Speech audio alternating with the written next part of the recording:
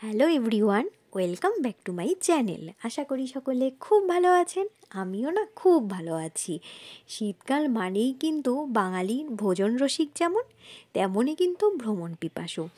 আর আমাদের যেমন শীতকালে যেমন আমরা খেতেও ভালোবাসি, শীতকালে কিন্তু আমরা ঘুরতেও যেতে ভালোবাসি। শীতকালে কেমন আমাদের প্রচুর ঘোরার জন্য ছুটিও পাই আমরা, মানে শীতকাল মানেই তো অনেক ছুটি, তাই না? তা আমরা ঘুরতেও যাই। আর শীতকালে কিন্তু ঘুরতে যেতে বেশ ভালো লাগে। গরমের মানে যেমন একটা প্যাচপ্যাচে গরম তেমন তো থাকে না, বেশ আরামও লাগে কিন্তু শীতকালে ঘুরতে যেতে। অনেক দিন ধরে ইচ্ছে ছিল কোন্নগরে অবনীন্দ্রনাথ ঠাকুরের বাড়ি যাব। বাগান বাড়ি সম্পর্কে অনেক শুনেছি, অনেকে গেছেনও, আমি ছবি দেখেছি।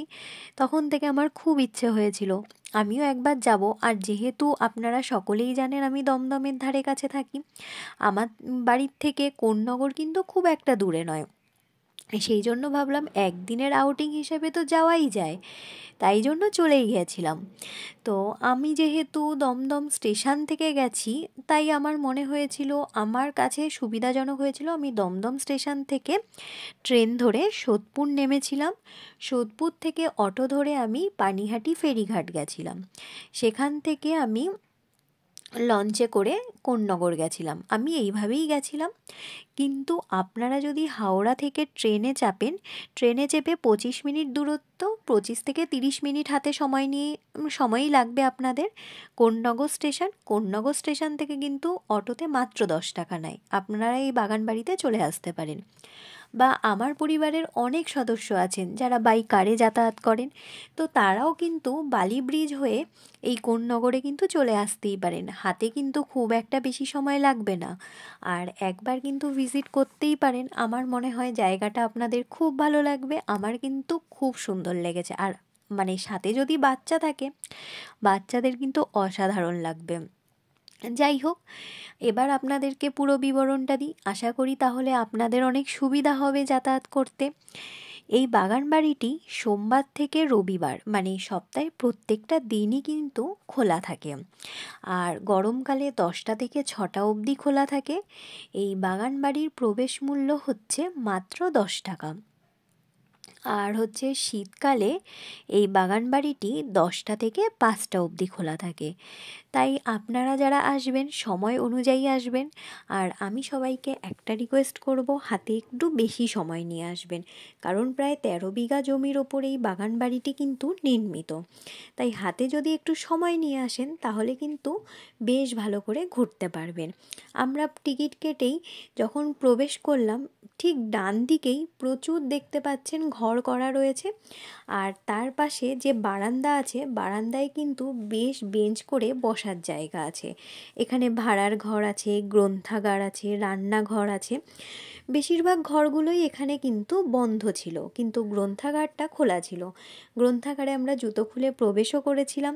বেশ অনেক বই লেখা, মানে ওনার লেখা অনেক বই আছে, বেশ ভালোই লাগছিল। তারপরে ওখানে বসার জন্য বেশ বেঞ্চ অ্যারেঞ্জ করা আছে, যদি কোনো বয়স্ক মানুষরা যান তারা কিন্তু সেখানে রেস্টও নিতে পারবেন। তারপর আমরা চলে এসেছিলাম বাগানের দিকে। বিশাল বড় বাগান আর বিশাল বড় বাগান বাড়ি, মানে 13 বিঘা, মানে বুঝতেই পাচ্ছেন হাতে অনেকটা সময় নিয়ে কিন্তু আপনাদেরকে এখানে ঘুরতে হবে।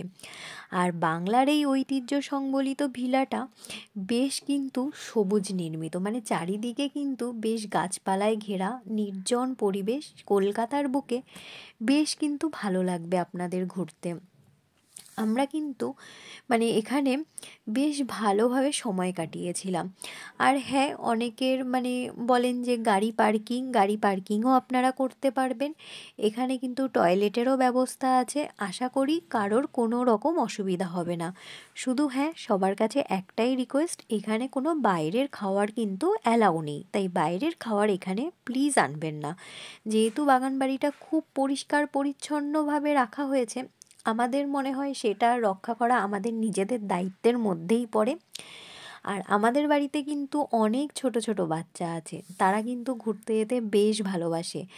তো তাদের এই জায়গাটা বেশ ভালো লাগবে, কেননা পার্কটা কিন্তু বেশ সুন্দর করে সাজানো। তারা প্রচুর এখানে ঘুরতে পারবে, অনেক দোলনা আছে, তাদের খেলনার প্রচুর জিনিস আছে কিন্তু। তাই বাচ্চারা কিন্তু এখানে এসে বেশ মজা করতে পারবে।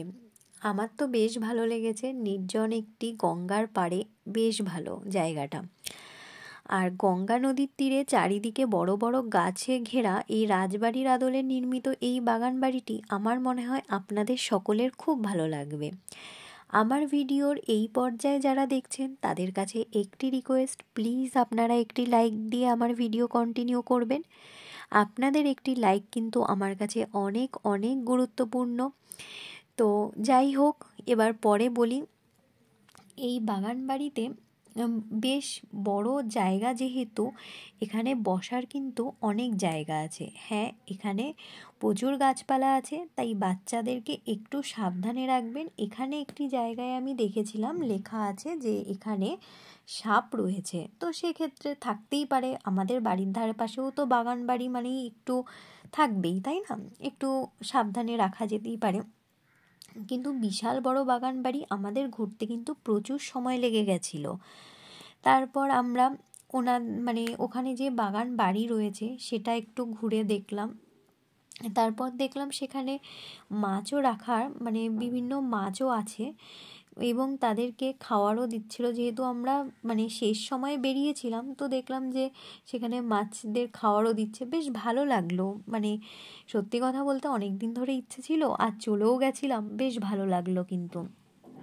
আর এটা কিন্তু পশ্চিমবঙ্গ সরকারের পর্যটন বিভাগ ও কোন্নগর পৌরসভার যৌথ উদ্যোগেই এই বাগান বাড়িটি কিন্তু নতুন করে আবার সেজে উঠেছে। আর ভ্রমণ পিপাসু মানুষের কাছে আমার মনে হয় আমার এই ভিডিওটি খুব ভালো লাগবে, কারণ হচ্ছে একদিনের ট্যুর হিসাবে আপনারা এখানে যাতায়াত করতেই পারেন। আমার মনে হয় জায়গাটি আপনাদের খুব ভাল লাগবে। আর হ্যাঁ, এখানে খুব একটা বেশি সময় লাগবে না। আমি প্রথমেও বলেছি, স্টেশন থেকে টোটোতে 10 টাকা মাত্র লাগে। আর আমরা যেহেতু ফেরি হয়ে গেছিলাম, পানিহাটি ফেরিঘাট থেকে ফেরি ধরেছিলাম, কোন্নগরে নেমেছিলাম, আমরা কিন্তু হেঁটেই চলে গেছিলাম। হেঁটে কিন্তু আমাদের খুব একটা বেশি সময় লাগেনি, আমাদের 5-7 মিনিট মতো সময় লেগেছিল হেঁটে যেতে। তারপর গঙ্গার পাড়ে আমরা বেশ কিছুটা সময় বসে কাটালাম। তারপর এই বাগান বাড়িটি আমরা একটু ঘুরেই দেখছিলাম। তো আমি ভাবলাম যে আমি একটু ভিডিওতে যাই, আমাকেও একটু ভিডিওতে দেখাই যাক।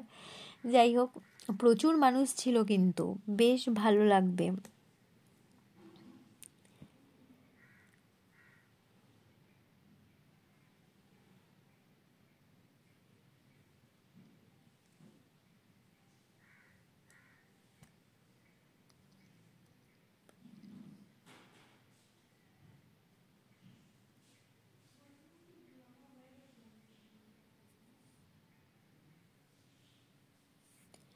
এই এই বাগান বাড়িটির পাশ দিয়েই আরেকটি জায়গা আছে, যেখানে কিন্তু বাচ্চাদের খেলার জন্য আরও কিছু জিনিসপত্র রাখা রয়েছে।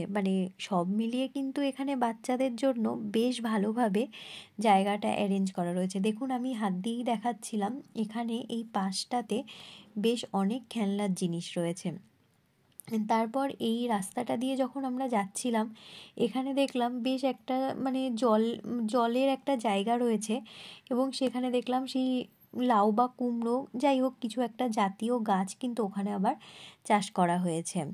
দেখুন কি ভালো লাগছিল, গঙ্গার ধারে কিন্তু বেশ ভালো লাগবে। সত্যি কথা বলতে শীতকালে তো একটু ঠান্ডা হাওয়া থাকবে, কিন্তু শীতকালে গিয়ে বেশ ভালো লাগা আছে। গরমকালের গরমটা নেই। আর প্রচুর বড় জায়গা, আমি হয়তো ভিডিওতে সেভাবে আপনাদের সামনে হয়তো তুলে ধরতে পারছি না, কিন্তু আপনারা একবার ঘুরে দেখুন। আমার মনে হয় আপনাদের সকলের বেশ ভালো লাগবে। আমরা গেছিলাম, আমাদের কিন্তু বেশ ভালো লেগেছিল।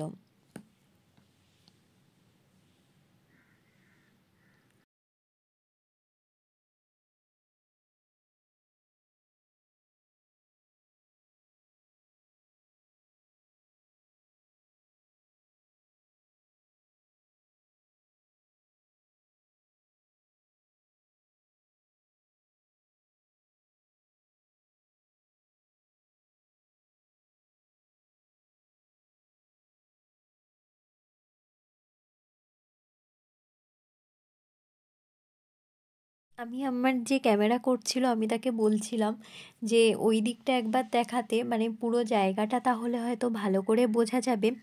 প্রচুর বড় যেহেতু বাগান বাড়ি।